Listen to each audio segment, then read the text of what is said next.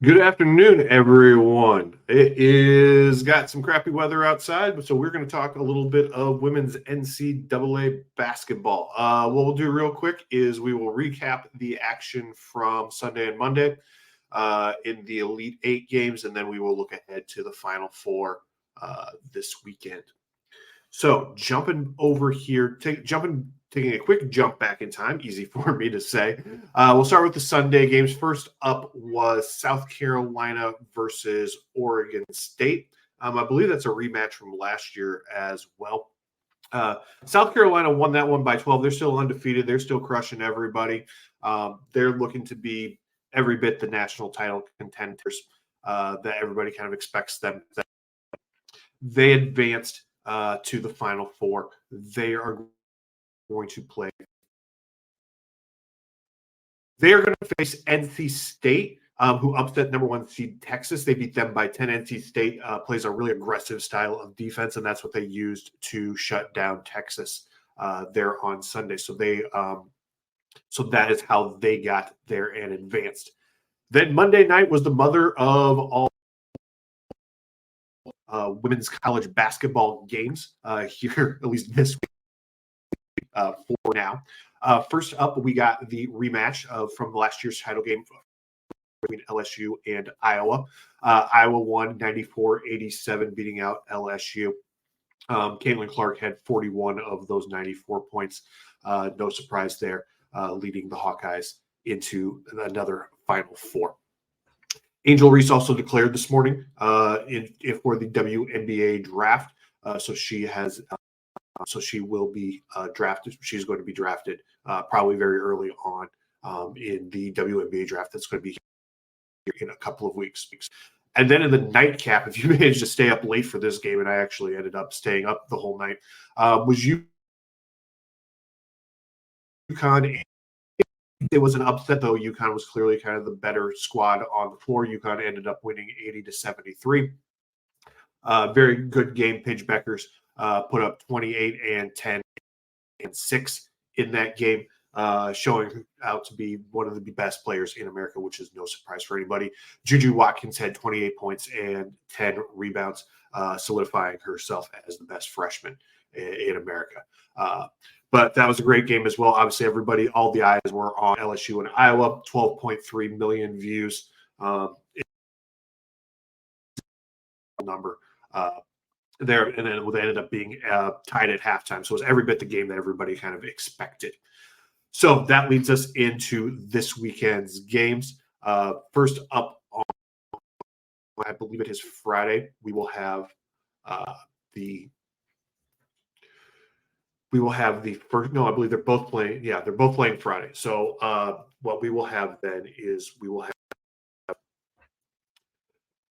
Carolina, NC State. Again, NC State plays that really rugged defense. They're going to slow down, I think, South Carolina's ability to get out and run. I still see this as South Carolina's game, though. Camila Cardozo is their best player. She's their post. I believe she goes about 6'7". She is also declared for the WNBA draft, so she will be drafted probably very highly. Mock drafts I've seeing her go number 4 overall. Is kind of being where she is being mocked.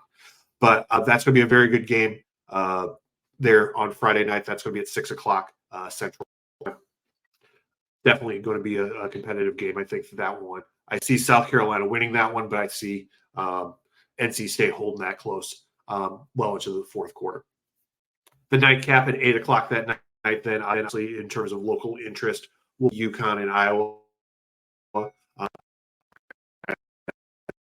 Two of the biggest stars, the biggest names in women's college basketball, and Paige Beckers and Iowa squaring off.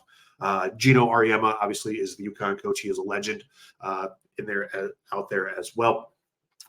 So if it gets down to kind of tactical situations, have to give the edge to Gino in there. Not that Lisa Bluer isn't an amazing coach, but Gino's been doing it for a million years in there. I would like to see the Hawkeyes advance. I've got a feeling that it will be UConn taking that game. They're simply, as Stacey King would say, too big, too strong, too fast, and too good. They only play about 7 players. Sometimes they only go 6. But they are, though that top 7 is as good as you're going to find anywhere in the country, led by, again, by Paige Beckers and Aaliyah Edwards. Their point guard, I can't remember, I believe it's Nika Mule, I believe is her name. She actually ended up being, she's actually UConn's all-time leading assist. Holds the record for all-time leading assists. And when you think of the names that have come through that program in terms of like Diana Taurasi and Sue Bird, for her to be the all-time leading assist person is amazing. So I think Iowa's going to have their hands full again. Like we said last week, though, as long as you've got Caitlin Clark, you've always got that puncher's chance. But they are going to need to find a way to kind of mitigate UConn's kind of ability to score. Anybody can score, and everybody plays really solid defense. They don't make mistakes. Like, you have to be on your A game in order to beat them. So I actually foresee a title game then on Sunday of South Carolina and UConn. That would be that's kind of the way that I see those matchups. So which definitely means that we're getting NC State and Iowa. But I think South Carolina is too good. They've just got too many people. I think on the broadcast this week they said that they don't have a starting 5; they have a starting 10. Like, they are just deep. Everybody on there could be a starter from just about every team in the country. So South Carolina is a very, very good team, kind of top to bottom, obviously led by Dawn Staley, who's one of the best coaches in the country. Not to shortchange NC State, but I just don't think. I think at this point they just lack the firepower to deal with kind of South Carolina. They can just, somebody gets in foul trouble, they just roll kind of out the next person in there. Again, in the nightcap, that UConn Iowa game, I could see that being close. But again, UConn just has too many weapons, too many people who can score in too many multitude of ways, and they just don't beat themselves. They're very much the prime New England Patriots from back in the day. They didn't beat you, you beat you. So if Iowa gets in foul trouble or they just have a cold shooting night or whatever, UConn's just going to they just keep coming at you relentlessly. So that is where I see that. Then the game Sunday, then if it is South Carolina, Connecticut will be kind of an all-timer, I think.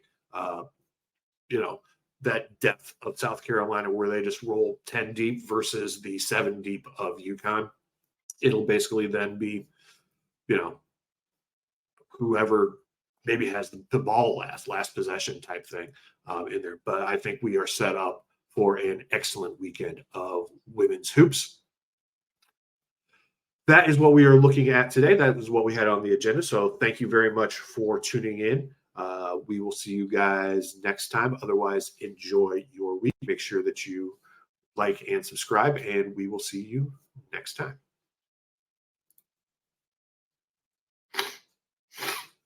Ugh.